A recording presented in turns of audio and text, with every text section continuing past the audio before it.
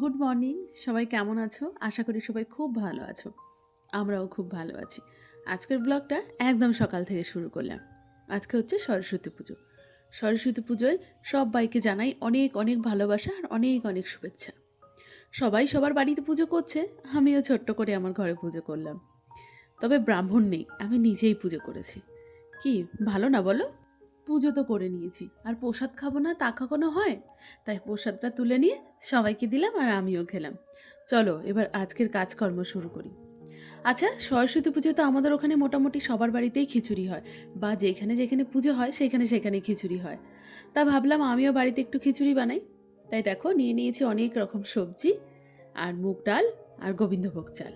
ব্যাস, এবার খিচুড়ি শুরু করব। কড়াইয়ে দিয়ে দিয়েছি তেল, আর সবজিগুলো ভেজে নিয়ে তারপরে খিচুড়িটা বসিয়ে দেবো। আর খিচুড়ির সঙ্গে একটু পায়েস না বানালে যেন একটু কেমন খালি খালি লাগে, তাই একটু পায়েসও বানাবো। তাই দুধও বসিয়ে দিয়েছি।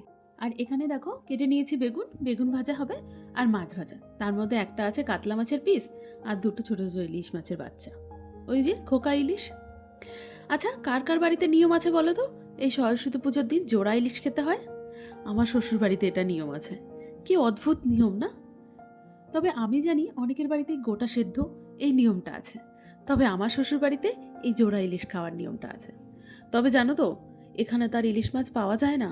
পাওয়া যায় না বললে ভুল হবে, পাওয়া যায়। তবে কখনো কখনো, সব সময় নয়। তবে তোমার দাদাভাই গিয়ে দেখে ইলিশ মাছ মোটামুটি শেষ হয়ে গেছে, আর নেই বললেই চলে। তবে এই খোকা ইলিশগুলো পড়েছিল, তখন এটাই নিয়ে এসছে। তবে উনি বলেছেন যে আবার 2-3 দিন পরে এসো, তখন আবার দেব। কিন্তু আজকে তো আমাদের খেতেই হবে, কিছু করার নেই। তাই ওই ছোট ছোট বাচ্চা ইলিশগুলোই নিয়ে এসছে, আর ওইগুলোই আজকে রান্না করব। তবে ইলিশ বেগুনের ঝোল করাই নিয়ম হয়, তবে আমি আজকে ভেজেই নেব। আর এখানে দেখো বসিয়ে দিয়েছি পায়েস, বললাম দুধ গরম হয়ে গেছে। তাই এই গোবিন্দভোগ চালের মধ্যে একটু ঘি মাখিয়ে নিলাম। এবার গোবিন্দভোগ চালটা দুধের মধ্যে দিয়ে দেবো। আর ওই যে বললাম সবজিগুলো সব ভেজে নেব, মানে যা যা সবজি আমি কেটেছি খিচুড়ির জন্য, সব সবজিগুলো হালকা করে ভেজে নেব। তারপরেই আমি খিচুড়িটা বানাবো। আর এই দেখো দুধ যখন খুব ভালো রকম ফুটে যাবে, তখন ওই গোবিন্দভোগ চালে একটু ঘি মাখিয়ে তারপরে এরকমভাবে দিয়ে দিতে হবে। তাতে করে না পায়েসটা ভীষণ সুন্দর হয়। আর অবশ্যই যদি 1 লিটার দুধ হয় তবে 100 গ্রাম চাল নেবে, এর বেশি নয় কিন্তু। আর দেখো আলুটাও দিয়ে দিয়েছি। আলুটাই প্রথমে দিলাম কারণ আলুটা একটু শক্ত থাকে। তাই আলু দিয়ে ফুলকপি দিয়ে সব কিছু আস্তে আস্তে করে ভেজে নিয়ে তারপরে খিচুড়িটা বসাবো। জানো তো ছোটোবেলায় না স্কুলে যে খিচুড়ি খেতাম সেই কথা না ভীষণ মনে পড়ে। কখন যে সরস্বতী পুজো আসবে, কখন খিচুড়ি খাবো, সেই আনন্দেই সারা বছর কেটে যেত। আর সরস্বতী পুজোর দিন ওই হলুদ শাড়ি পরে অঞ্জলি দেয়া, তারপরে ওই স্কুলে যেতাম, স্কুলে গিয়ে ভোগ খাওয়া, তার যে একটা আলাদা আনন্দ, সেটা আর আমাদের বাচ্চারা বোঝে না। অবশ্য বোঝে না বললে ভুল হবে, কলকাতায় থাকলে নিশ্চয়ই বুঝতো। তবে এখানে আর বুঝে উঠতে পারে না, কারণ এখানে যেন সরস্বতী পুজোর দিনও এদের স্কুল হয়। কি জ্বালা! তাই প্রত্যেক বছরই কোনো কোনো জায়গায় যে পুজো হয় সেখানে আর যেয়ে উঠতে পারি না, শুধু মেয়ের কারণে। ওর সরস্বতী পুজোর দিনও দেখে স্কুল হয়। তবে আজকে সানডে, আমি সানডের দিনেই ঘরে পুজোটা করলাম যাতে মেয়েও অঞ্জলি দিতে পারে, আমরা সবাই মিলে পুজোটা করতে পারি। তবে মানডের দিনে পুজোটা করলে সকালে, তবে সেটা আর হতো না, কারণ ওই যে বললাম সরস্বতী পুজোর জন্য স্কুল হয়। তবে মেয়ে সকালে স্কুল চলে যাবে, তো এই ভেবেই আর কি আজকে পুজোটা করা। যাই হোক, দেখো সবজিগুলো সব ভাজা হয়ে গেছে আর সবজিগুলো আমি নামিয়ে নিয়েছি। এবার দিয়ে দিলাম ওই কড়াইতেই, কিন্তু আমি দেখো অনেকটা জল দিয়ে দিলাম। আর জল দিয়ে সবার প্রথম কিন্তু ডালটাই দিলাম। ডাল আর গোবিন্দভোগ চাল দেবো, তবে ডালটা আগে দিলাম, আর কয়েকটা লঙ্কা আর একটু নুন। ব্যাস দিয়ে এবার এটাকে একটু ফুটতে দেবো। যখন ফুটে উঠবে তখন চালটা দিয়ে দেবো। আর এদিকে দেখো পায়েসের চাল কিন্তু আবার ফুটে গেছে, মোটামুটি অনেকটা হয়ে গেছে। এবার দিয়ে দিলাম গুড়। গুড় কিন্তু আমি এখানে খেজুরের গুড় ইউজ করছি। ওই যে বললাম এখানে একটা বাঙালি দোকান আছে, আগে বলেছিলাম তোমাদের, সেই দোকান থেকেই আনা হয়েছে, তবে বেশ ভালো গুড়টা। আর এখানে দেখো ডাল ফুটে গেছে, ডালের জলটা একটু ফেলে দিই। আর ডালের জল মোটামুটিভাবে আমি যখন রান্না করি তখন কিন্তু ডালের জল ফেলেই রান্না করি। তাই এই যে ডালের জলটা ফেলে দিই, আর ওদিকে গুড়টাও দিয়ে দিয়েছি পায়েসে। এই দেখো কি সুন্দর কালার আসছে না? অল্প করেই গুড় আছে, এর আগে অনেক পিঠে পায়েস বানিয়েছি, তাই গুড়টা বেশি নেই, অল্পই আছে। আর সেটা দিয়ে আজকে বানাবো। আর এদিকে দেখো এই যে ডালও কিন্তু সেদ্ধ হয়ে গেছে, এবার চালটা দিয়ে দেবো। জানো তো এখানে যে কোথাও কোথাও বললাম সরস্বতী পুজো হয়, আর সেখানে একটা জায়গায় আজকে হচ্ছে। তবে সেটা আমার বাড়ির কাছ থেকে কাছে নয়, একটু দূরে, তাই জন্য আর সেখানে গেলাম না। তবে কালকে পুজো হবে, কালকে যেখানে পুজো হবে ওখানে আমার মেয়ে ডান্সও শেখে হায়দ্রাবাদ কালীবাড়িতে। বাট ওই যে বললাম কালকে ওর স্কুল আছে, ওই জন্য আর সম্ভব নয়, তাই কালকে আর যাব না। তাই ভাবলাম আজকে পুজো করি, সবাই মিলে একটু খিচুড়ি খাবো, পায়েস খাবো, আমাদের ঘরে এটাই আনন্দ।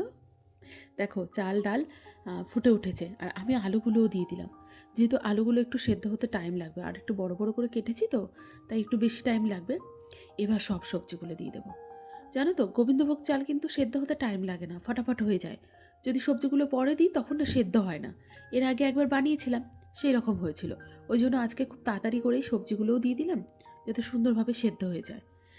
আর দেখো এই সবজিগুলোর সঙ্গে না আমি একটা টমেটোও দিয়েছিলাম, ছোটো ছোটো করে কেটে এর মধ্যে দিয়ে দিয়েছিলাম। আর দেখো এই যে এখানে দিয়ে দিলাম 1 চামচ মতো হলুদ। হলুদটা তোমাদের আন্দাজ মতোই দিও। আর দেখো দিয়ে দিলাম অল্প একটু আদা বাটা। ব্যাস এই দিয়ে এবার খুব ভালো রকমভাবে ফুটতে দেবো। যখন এটা খুব ভালো রকমভাবে ফুটে কালারটা চেঞ্জ হয়ে যাবে না, তারপরে আমি এতে ফোড়ন দেবো। চলো এদিকে আবার দেখো মাছ ভাজতে হবে, তারপরে তোমার বেগুন ভাজা আছে সেগুলোও ভাজতে হবে।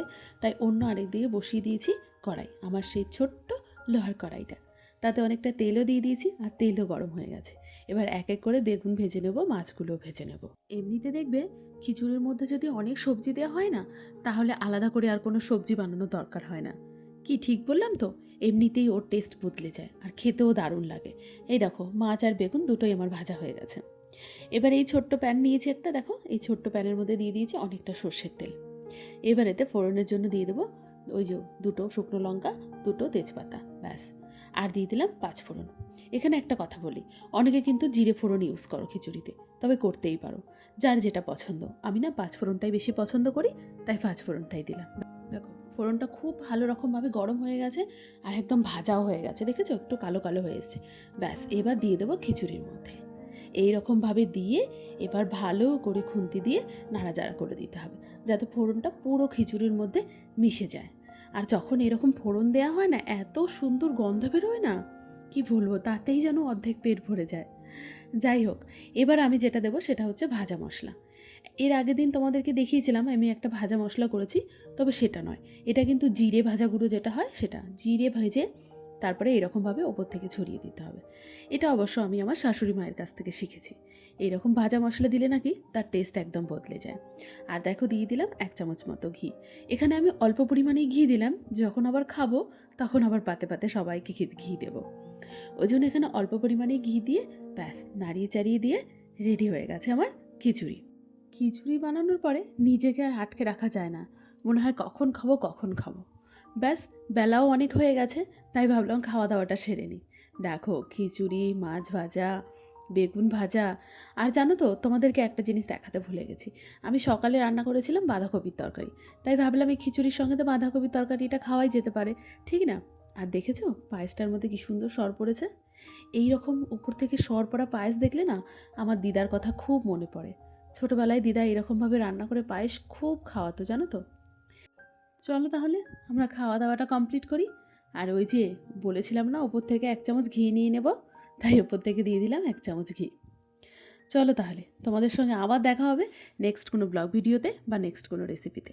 তোমরা সবাই খুব ভালো থেকো, সুস্থ থেকো, টাটা।